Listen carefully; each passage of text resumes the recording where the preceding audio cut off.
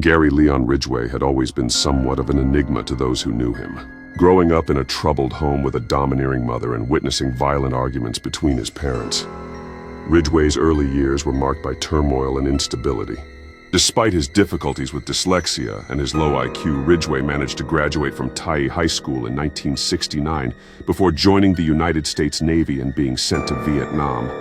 His family described him as friendly but strange, a description that would later prove to be chillingly accurate.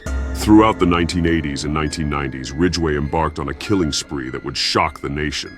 Targeting teenage girls and women near Seattle and Tacoma, Washington, Ridgway is believed to have murdered at least 71 victims, with some estimates suggesting the number could be even higher. Ridgway's preferred method of killing was strangulation, using his forearm to tighten his grip around the necks of his victims until they took their last breath. He would then dispose of their bodies in wooded areas around the Green River, Seattle-Tacoma International Airport and other secluded locations within South King County. His crimes were so gruesome and prolific that he admitted to losing count of the number of victims he had claimed. The police investigation into Ridgway's heinous acts took years, with the killer often leaving false leads and red herrings to throw off the authorities. He would contaminate his dump sites with gum cigarettes and other items belonging to unsuspecting individuals, and even transported some victims' remains across state lines into Oregon in a bid to confuse law enforcement. But despite Ridgway's best efforts to evade capture, his murderous rampage eventually came to an end. In 2001, he was arrested and charged with the murders of 4 women, a small fraction of the total number of lives he had taken. Ridgway ultimately confessed to his crimes, leading investigators to the locations of several victims' remains and providing closure to the families of those who had been brutally taken from this world.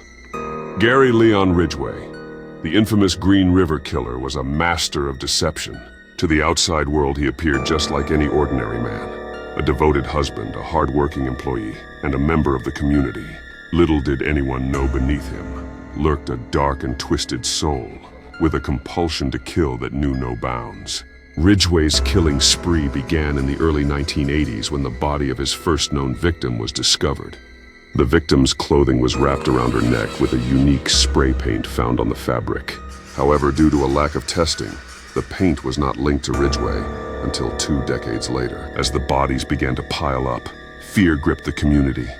Task force members consulted with infamous serial killer Ted Bundy in hopes of gaining insight into the mind of the Green River Killer.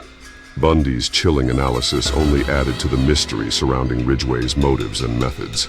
Despite being arrested twice on charges related to prostitution, Ridgway managed to evade suspicion for years. It wasn't until 2001 that DNA evidence conclusively linked him to the murders of 4 women nearly 2 decades earlier. Ridgway's confession sent shockwaves through the nation. He admitted to killing at least 71 victims, most of whom were financially poor, vulnerable young women and girls. His victims included prostitutes and runaways whom he targeted for their perceived weakness. In 2003, Ridgway was sentenced to 48 life sentences without the possibility of parole, as well as an additional 480 years for tampering with evidence in each case. His chilling confession to 48 murders made him the most prolific serial killer in American history.